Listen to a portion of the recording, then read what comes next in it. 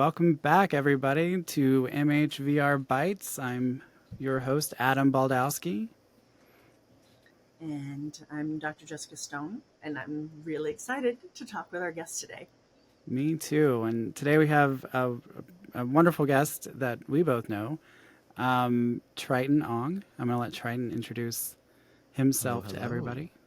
Yeah, first time on the podcast, but it's very familiar faces here. Good company.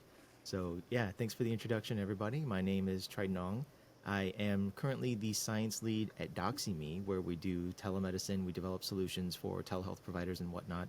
And yeah, recently we've been doing a lot of work in virtual reality for telehealth. So the paths crossed, got in connection with Jessica, and have been tagging along with the MHVR crew for a while now. So happy to chat about just about anything with you, good people. I I feel like you are such what I call an Easter egg because Really. because even in knowing you for however long it's been now through MHVR, even discovering all the time, oh, you did this. Oh, you wrote this article. Oh, you were involved in this. You reached out recently for something your team was doing. And, then I learned a little bit more about some of the projects that you're working on. And it's, I like that. I love Easter egg people because you're always discovering more about them. And it's something, it's not just a challenge, but it's also fun, that Yeah, what yeah, else that's a what great. else do you have to you that's multifaceted? So there's part of me that feels like I don't even know what to ask you because I think there's so much more that I probably don't even know.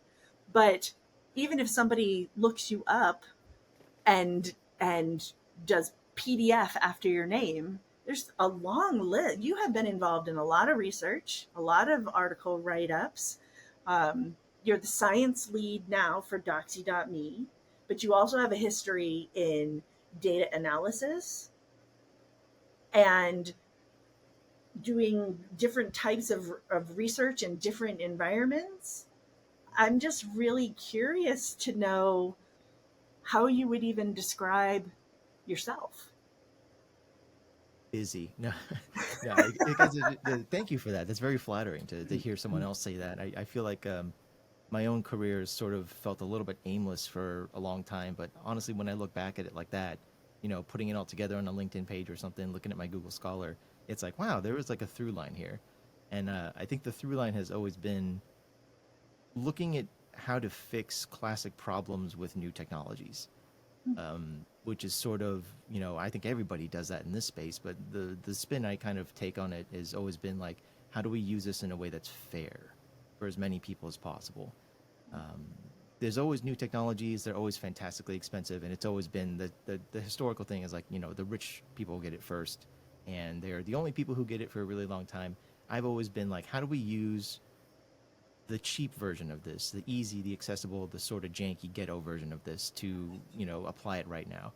So I've always been kind of inclined in that manner because that was me growing up. I was raised by a single mom with no formal education. So we were very late to get things like smartphones and, home internet and computers and things like that. So I guess just I've always had that habit of how do I keep up with everyone while stitching together, random crap that I find in the dumpster.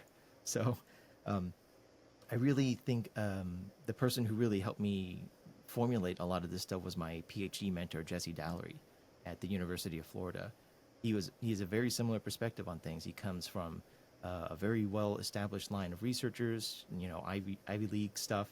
And one day he was just like, you know what? How do we make this work with webcams? And his thing that he focused on was smoking cessation. How do we get the best available scientific treatment for smoking cessation to the average person? So I learned under him a lot at the University of Florida and all the other professors there, Tim Vollmer, Brian Awada, Mark Branch, all these really amazing people.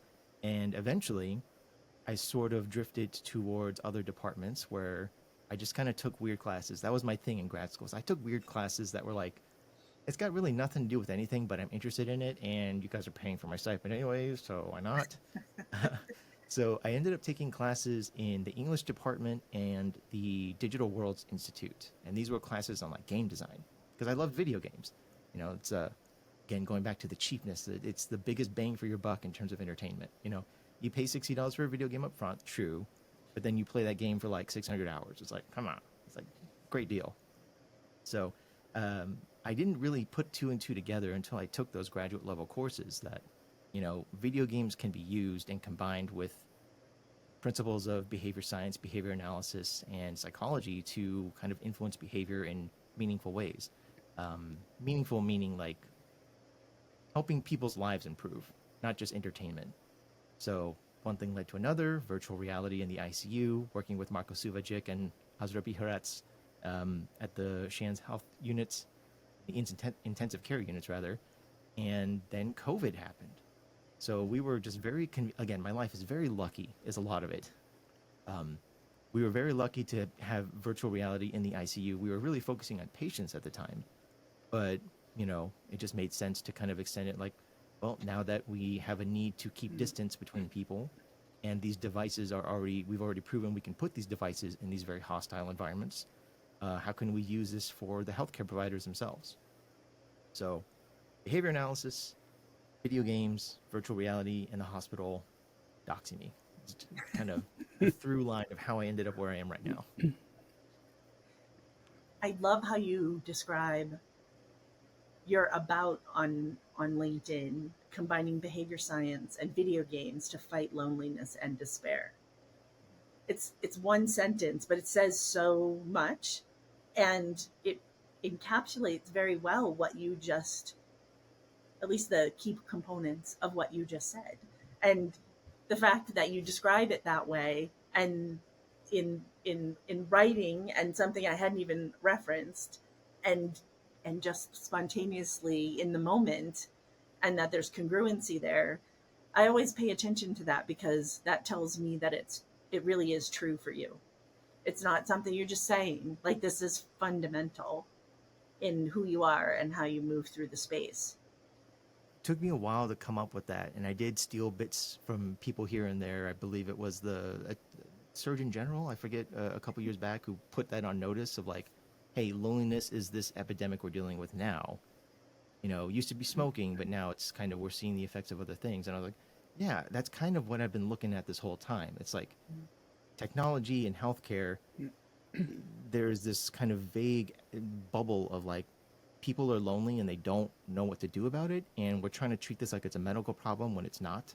So how do we use these technologies that everyone's already sort of like, I don't know, I don't want to say addicted to it. How do we say? People have already bought into mediating most of aspects of their lives through these technologies. How do we use this in a way that is going to help people? Is sort of the big overall picture of what I'm looking at. And virtual reality for telehealth is like where I'm focusing now, for sure. I read an article this week that talked about how, especially younger people, are struggling to make friends. Loneliness is a big problem, at least IRL, right, in real life. So, with your background and knowing what you research, I don't know, what's your take on how technology is helping or hindering, especially VR? I have a lot of clients, especially teen clients, who use VR chat, and all of that, but struggle in person. I mean, for sure. It's way easier to be friendly and to be cool and to come up with like cool responses on the fly when you have time to type it out, and when you can hide behind an avatar, so to speak. I think there's this perspective that people are trading technology for in-face, meet space interactions. I think there are a lot of problems with real life that technology is sort of allowing people to fix on their own. I know that there's a lot of signals of like bad things happening, things that are trending downwards, loneliness, depression, things like that. But I see this as sort of an adjustment period for. I think these are acceptable risks that we are all collectively deciding to take, whether we acknowledge it or not, in order to find something that works better than what has always been. It's just like, genetic diversity was honestly kind of small until we developed automobiles and people can suddenly move more than 40 miles from where they were born, that kind of thing. I think we're figuring out what this is going to be, and right now it's the weird stuff that people kind of view as cringy and kind of gross and kind of like, oh, this looks like a weird sex fetish thing. But it's the weird stuff you see on VR chat that is honestly, I think, if you just look at it for more than 30 seconds, you can tell, like, man, when this is available to everyone, I'm going to be spending a lot of time in here because it is so much. It sort of cuts through all of the stuff I have to do in real life in order to get to the stuff that I'm interested in, and I just start there, sort of thing. So it's especially interesting that it's young kids who are taking to things like VR chat and video games and Discord and whatnot, because they're sort of growing up with less of the pretense that I think their ancestors had to. And ancestors, I mean like us, the living people, like their older counterparts, so to speak. You know, if you wanted to find someone who was really interested in your thing, you kind of had to ask everybody. And in the process of asking everybody, I don't know if you guys remember this, but like when in the 90s, if you liked like video games and comic books and anime, that was like a death sentence. If people found out you were into that stuff, like it was bad. Nowadays, it's sort of like you kind of just like go on Instagram or, you know, Facebook. Or are they still on Facebook? What is it? TikTok? Yeah, TikTok. You just type it in and you find your people. There's 10,000 people who want to talk about this right now at all times of the day across all time zones. And it's really cool in that regard. So I think, again, we're just in this adjustment phase of what this is. And there are a lot of things we're giving up in exchange for that. So there's this great movie called oh, I forget what it is. I think it's called The Sound of a Voice or something like that. It's from Kyoto Animation, but there's a sequence in the beginning where this guy he views everyone in real life with just a big X across their face of like, okay, everyone I meet in person, you're not real people. You're not the ones I want to talk to until I determine that you are. That is sort of an aspect that it comes along with this new thing of if I can very easily, instantly, and automatically curate who I want to talk to, then real life where you don't have those abilities becomes comparatively like kind of gray. So that is something that I think we're having to navigate, and yeah, it's not going to go away. You know, kids are not going to give up VR chat for talking only to the 20 people they go to class with for the first 15 years of their life. I, I, I feel like I'm not going to do what I even am thinking justice by trying to speak it at the moment, but I'll try. I I can't even strongly enough say that I wholeheartedly agree. I think we are in an adjustment period. I think it's very um, different in so many aspects. If we did a diagram of it, it would have like a circle in the middle and so many spokes coming out in so many different directions. So I mean, we could have. You joked at the beginning before we were recording that let's do 6 back-to-back episodes, and I think that we could really do that because it's such a big Mhm. topic. But I I the things that come to mind when I was growing up, and I'm the oldest one of the three of us here. When I was growing up, you had who you had. You had who was in your neighborhood. There was like a circle that you could put around yourself at any given time, and those are the only people that you can interact with. And there was a lot of I think that there are skills that are important in life in that understanding, reading your environment, understanding other people, and being able to, and I'm going to say this with such caution, but being able to mingle within that in a way that works socially.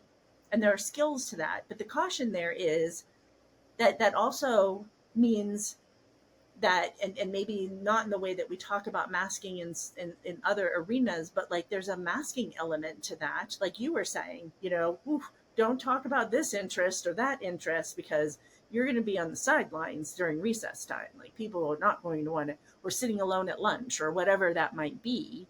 So there are skills that I think older generations say by not having these kinds of circumstances, the younger generations are not gaining those skills. But the flip side of that is that we have such more freedom as a society, particularly younger generations, to say, who am I? What's important to me? And how do I connect to other people who have like-minded interests or whatnot, and how do I learn about them? And there's such power to that, and I'm going to extend it to Doxy.me.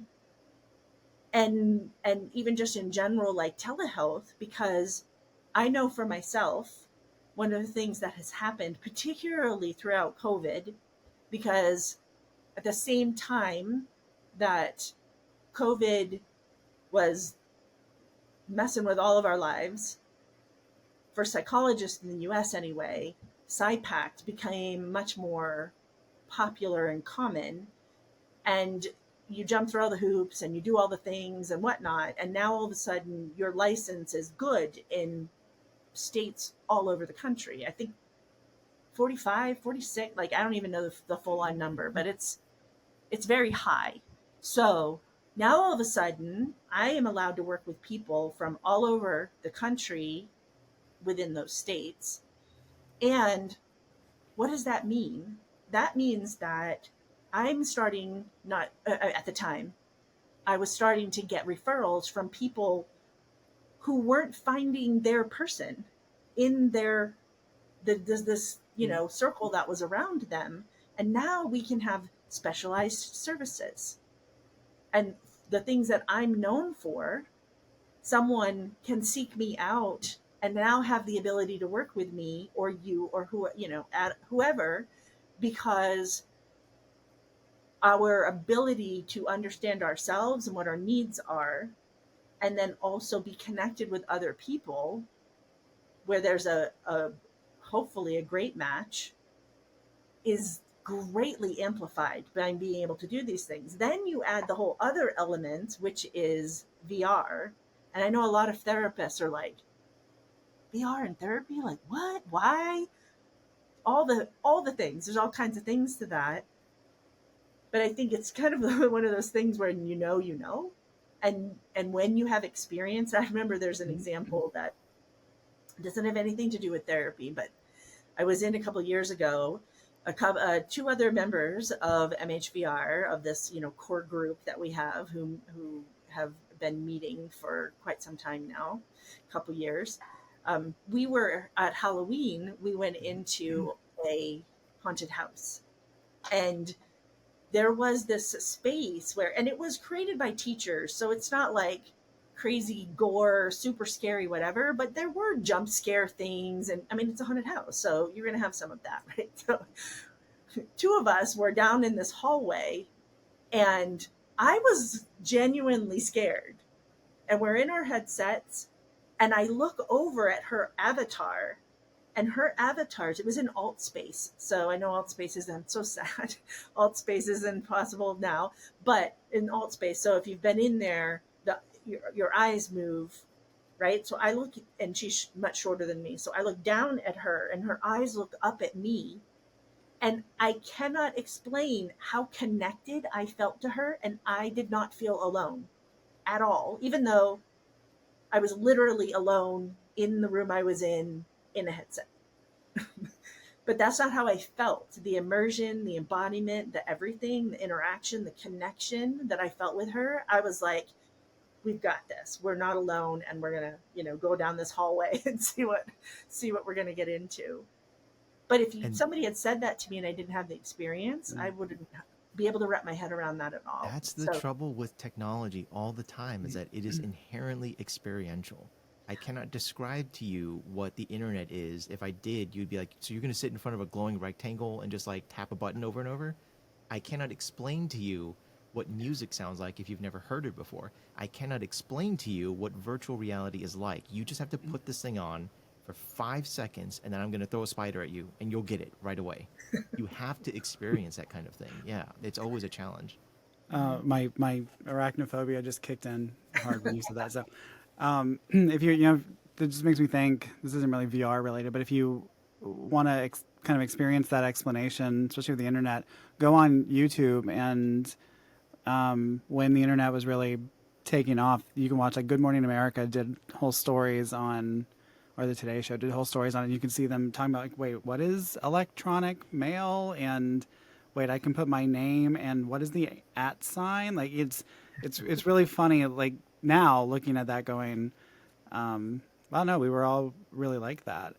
And I've never felt older than when I'm sitting across from one of my teens and they refer to the 1990s as the late 1900s. So it's oh, I know, right?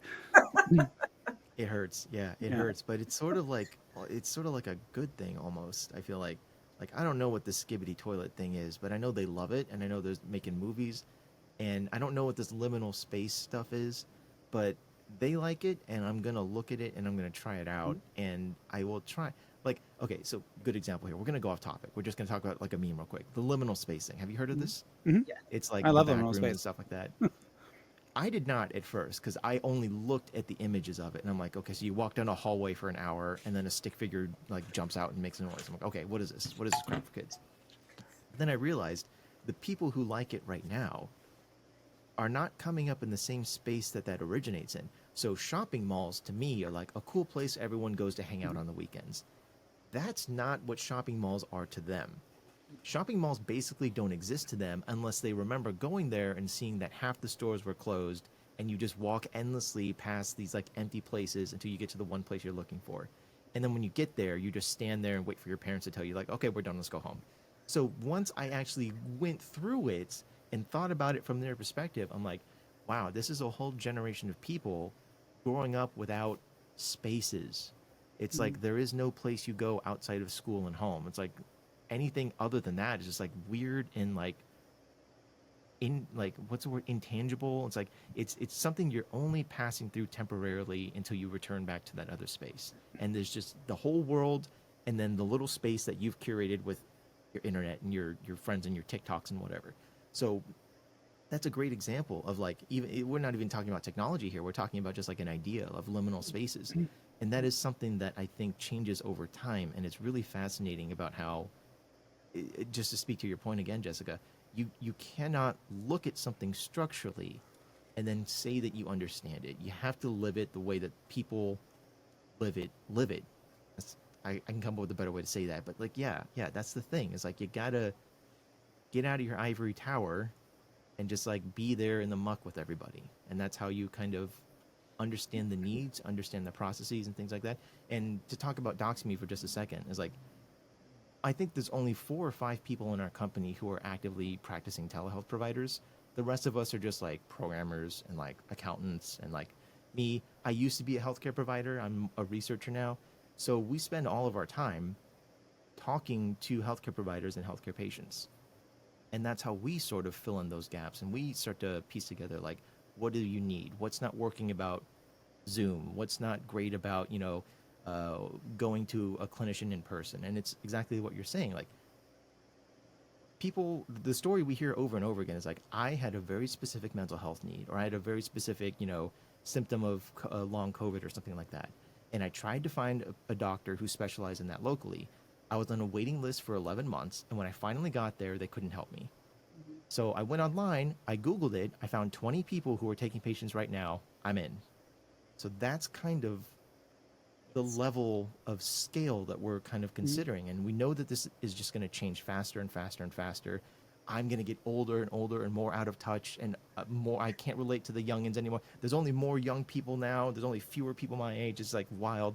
So we're trying to really, the way that we kind of stay nimble with it, and the way that I kind of approach my research is, the people who are using the weird stuff are the ones who are going to tell us what the future is. Not me. I don't know what it is. They have to tell us, and then I got to go there, hang out, see what it is, and try and build a better version of that for everyone. I mean, the fun part too is that they will eventually not be those people too, right? So it's you We said wore something headsets. Like, the VR wasn't a chip. Like, what is right. what, you put this thing on your face? Oh my Like, God, you wore this big blocky thing. But something you said earlier, I know I've talked about this, that there's this need to educate people when it comes to technology, and I think that's where a lot of stuff fails, right? We don't properly educate that digital citizenship, the idea of teaching people how to use. Like, I just remember teaching my mom actually learned how to use the computer. Like, I would help her, and then she surpassed me, one day, and so which was surprising. And the same thing with VR. I'm seeing that, like, over a certain age, people don't quite get it.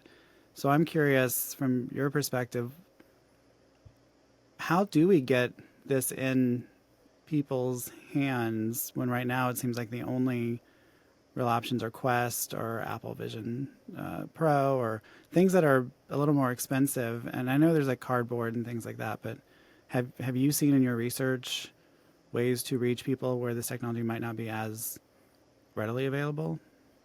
Sure, yeah, yeah. We just talked about how technology is inherently experiential, and you have to have hands-on in order to really understand what it is. And then at the same time, these devices are like hundreds, if not thousands, of dollars, and prohibitively, you know, I hear about people like again from outside the United States, like they've been in a waiting list for a Quest for like years, and every time it shows up, it's out of stock immediately.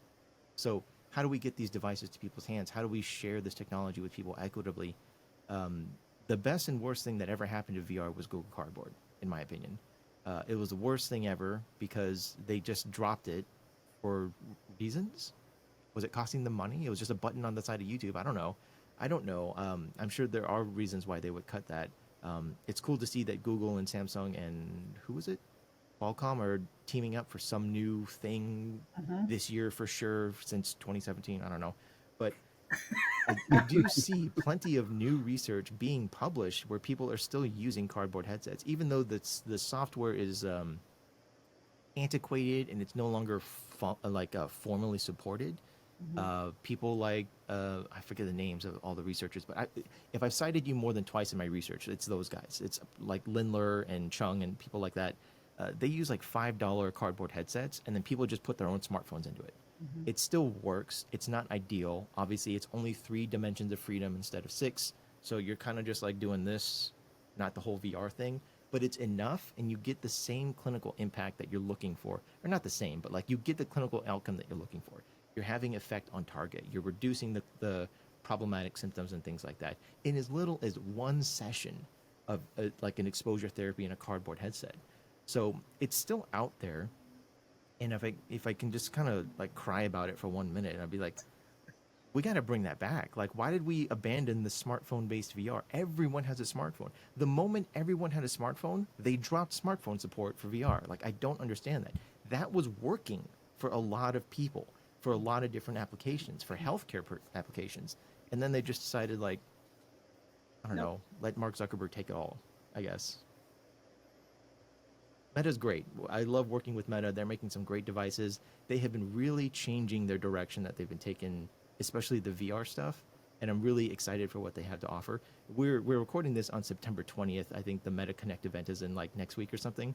So we're very excited about this kind of thing. But I don't know why Google of all people, and especially on YouTube, they removed the cardboard button. I don't know why they did that. That was the biggest like, wow, there just went like 7 years of progress with that one thing. I wonder if you can find someone at Connect to ask. I know that that's a Meta event, but everybody's there. So I went some years ago when it was still Oculus, and it was definitely an experience. I'd love to go again for sure. Um, and there are so many different directions being taken. I know that when I did a training a couple of years ago, and we were going to talk about VR, the struggle is as the person doing the training, I don't have 20, 30, 40, 500, whatever it is, headsets. I don't. And I don't have access. And actually, HP had a program for a little while where, and maybe they still do. I reached out anyway, long story, didn't I haven't gotten any further with it is the point. But talking with them for a period of time about how they had this program where as an educator, you could, I don't know if it was technically, it wasn't renting because it wasn't, you weren't paying for it, but they would provide headsets for courses and whatnot. And I thought that was really fantastic because everybody then could be in a headset. But in general, that's not possible. So even though we didn't have the 6 degrees of freedom and we didn't have the robust programming, using a cardboard headset that they could put even something very simplistic on their phone and put in there at least gave a flavor of it. The I do think that the ability for the deeper levels of immersion and embodiment are very, very important components of mental health treatment. I don't think the absence of the depths of that means that it's not beneficial. But I think as that increases, the more the body and the mind believes you are in this environment, you are having this experience, you are in this interaction, whatever, the more it believes that, I think the more that gets unlocked in our minds in it, neurologically, that then starts like a chain reaction of processes that are all impacted by that. So that's one of the things I was so excited about the Apple Vision Pro, is because I do think it's not it's not there yet, in my opinion, for mental health use. One, it's so expensive, but two, and it's growing all the time, Mhm. but it's lacking in the programming that I would want to be using with my clients. And three, I am, as much as I cannot believe I'm saying this, I'm missing the controllers. And the reason is not because of the buttons or anything like that, but because of the haptics. Yes. And I think the haptics are so, can't even say enough so's, important in mental health treatment, because it's Mhm. part of that multisensory experience, part of the immersion and the embodiment, but it's also, it's a feedback loop Mhm. component that I think is really important. So I could do without the controllers, but I would at least want to have like even fingerless gloves or something that is going to give the person that feedback for the haptics. Yeah, that's such an underrated aspect of VR right now. I think because we're in again this very awkward transition phase where we're still figuring out what the devices are and how they should be shaped and how that should be sold and packaged and Yeah. interacted with. The controllers, like I have Quest 2 controllers right here. They're really big and goofy and they don't really fit well in my hands and they kind of lean because there's this big ring around it and whatnot. But the fact that it vibrates, like you said, that is such a huge thing because the illusion of VR, it's mostly visual because it's a screen that goes over your eyes and things like that.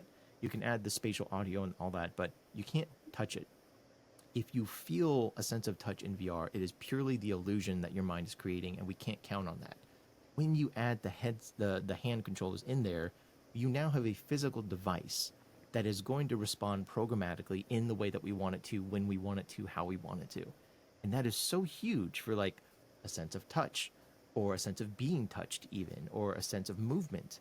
Mhm. um, Imagine someone who's afraid of driving and they put their hands on their steering wheel, their controllers, and then the controller vibrates as they turn or something like that. That adds whole new dimensions of the experience that you're looking to create there, and for all other forms of like healthcare and medicine too. So uh, I was excited when the Apple Vision Pro came out because that to me was a signal like, okay, if Apple's getting on board with this with a premium like mega ultra super overkill device, we're there. We're there and they're invested in this and they're going to keep building it out and everyone's going to follow in their footsteps. Great. When they said there was no controller, I was like, so this is like a tablet then. And that's I think one of the biggest pieces of feedback they're getting is like we miss the controllers, and now there are people who are making aftermarket Aftermarket. controllers for the Apple Vision Pro. So I'm like, okay, this is the market correcting Mhm. itself. Like, hey, Yeah. this ended up being an essential component of what we've already understood for years is virtual reality. So now it's just like, okay, now no one's gonna make one of these without a controller anymore, right? Until we figure out the gloves or whatever. Mhm. And I think before that, a lot of people would have said, I hate the controllers. I don't want the controllers. Like, that's probably one of the reasons they went in that direction. But then sometimes we realize, wait a minute, there really was benefit Mhm. to that thing, whatever it is. But as far as like the experience within the headset and in programs, I think Apple brings amazing things. And I cannot wait to see where that's going to go.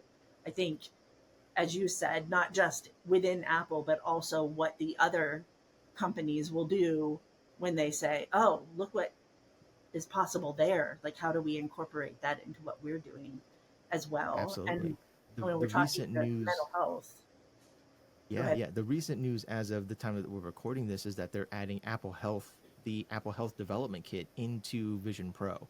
So they're already taking the next steps of like, okay, now that we have this thing and we prove that the device works, we're going to make the device better over time. But then what do we do in terms of that therapeutic content, like you were saying? The reason I think there isn't that much therapeutic content out there is because there hasn't been a standardized device for it.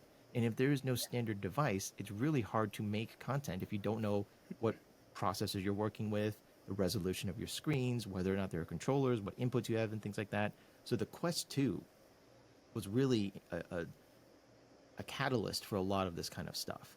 The Quest 2 is when you really see, and I put this in the book chapter that we're going to publish soon, that graph of publications starts to skyrocket once the Quest 2 is released because suddenly everyone has sort of the same device. Yeah. So that is sort of the thing that we're looking to in the future is like standards, guidelines, practices, and things like that. Is once we all have a common basis of comparison, that's when things can start to be a little bit more formalized. So whoever figures that out and becomes the standard is going to be the one who gets everyone's attention, everyone's money, and then that's when the content starts to grow exponentially, as I think. Well, there's also, I mean, mental health care has kind of been the, I don't know, forgotten child, even when it comes to healthcare. And so there's, I mean, even, insurance, and, it's always been a fight to find coverage. So I imagine the same is true when it comes to certain technologies and modalities, and then getting people on board with it. That's a whole nother. So not only do we need to educate the public, but we need to educate the professionals, and then there needs to be the back end people as well, like the programmers and stuff. I'm sure people have ideas, but the companies, if there's not a financial upside for them, yeah, they may not jump on board. But I bet I'm saying this because I think that we're about to see a shift in that, because through telehealth, with COVID, for all the horrible stuff that COVID brought, it also opened up access in many different ways, and this hopefully VR will do that even more, especially as we can, if we can bring back cardboard. I agree. You know. The Yeah, I feel like fragmentation has really been, um, I don't know, a place that has what if there's a word and it's not coming to my head, but like it's gummed it up. Like, Mm-hmm. we can't get through the hallway. I can't think there's a word for that. bottleneck, Um, sorry. But bottleneck. Bottlenecked. Yeah, it really has, because there are some standalone headsets of companies that have some really great programming on them. But as a practitioner, I have more headsets than the average person, just because of the work that I do. But the average person who even is utilizing VR as a professional is not going to have 6 different headsets and all the different kinds of subscriptions to different. I mean, not only is it crazy expensive, but then on top of it, you have all this to manage and all this to plug in the space for it, even just like all the different pieces. So the fragmentation, I think, has been. I mean, I feel like I've been talking about that for a long time. But what it And it's does, as you said, it's the standards. What do you develop for? What is the thing that the hardware you're developing for? Is it going to allow your program to have the features that you want it to have? And then there's distribution library issues of where can you even. I know for the virtual sand tray, we've had the hardest time for the longest time of where do we put it. Meta, they've changed. They're two and a bit, but Meta historically, I mean, literally at OC6, they said to me, we don't want anything to do with mental health. It's too much of a liability. We don't want anything that's to do kind with of it. been the story for a long time, and I think that's sort of like maybe not the cause, but maybe an adjacent factor in why there's so many of these lagging obsolescence that we see in the market. There are still really well established, really well clinically vetted programs using VR that you have to rent a proprietary device through them, Mm-hmm. including renting the software through them, including renting the computer that you need to run the software and all the cables and all that through them. Yeah. The reason that happened was because when they started that whole thing is that they didn't know what the HIPAA landscape looked like or what the legality of saying that this is for mental health, even though you're using a video game console at the time.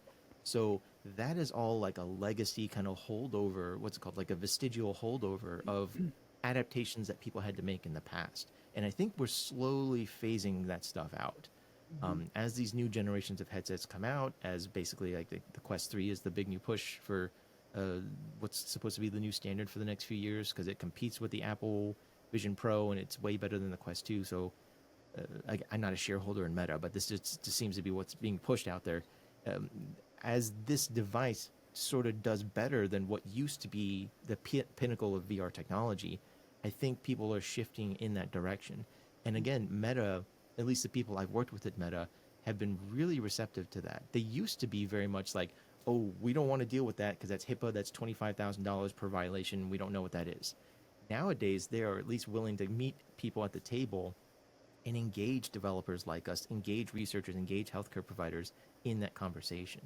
And again, we are filming this in September of 2024, and as of now, their new privacy policies are very much in line with what someone would need in order to say that they can use this for HIPAA compliant services and things like that.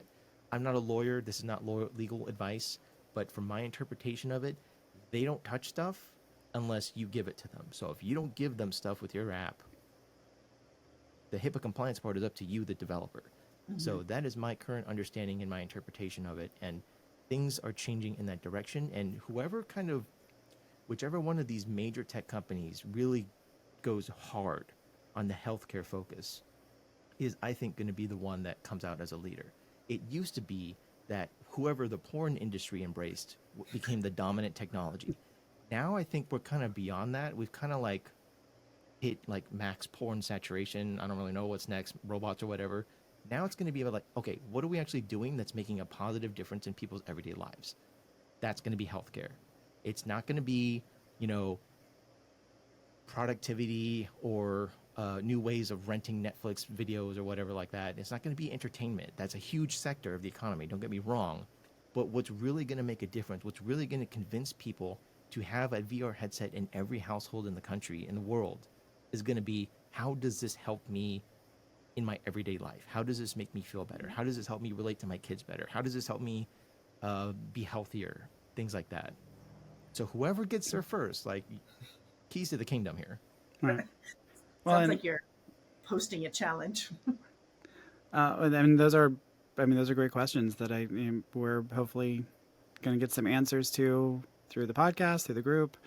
I'd like to put an invite out there just from this conversation. If somebody from Google wants to talk to us about why cardboard went away, come on board.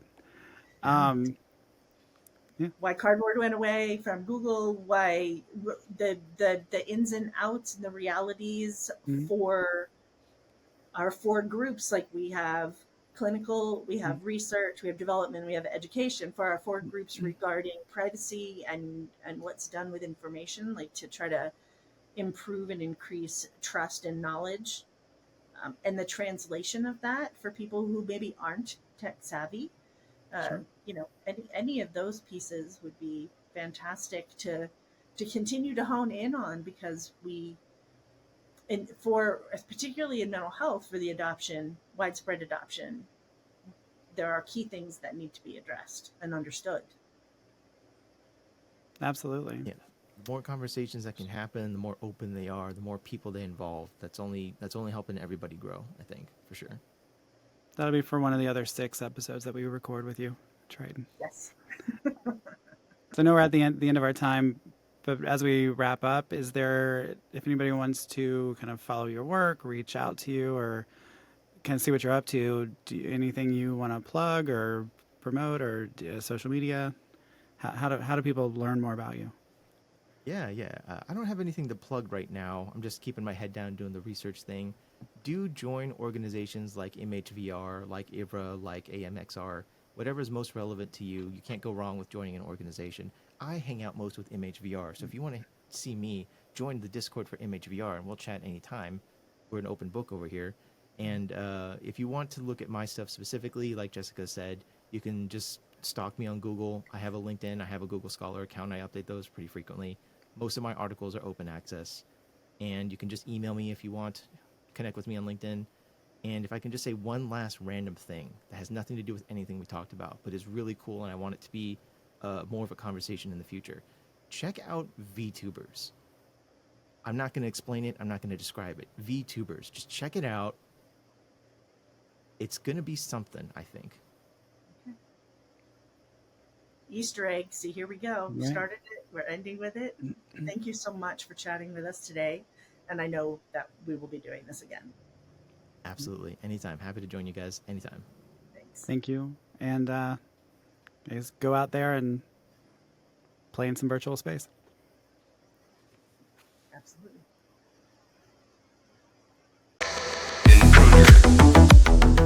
This episode was brought to you by MHVR in partnership with the American Medical Extended Reality Association.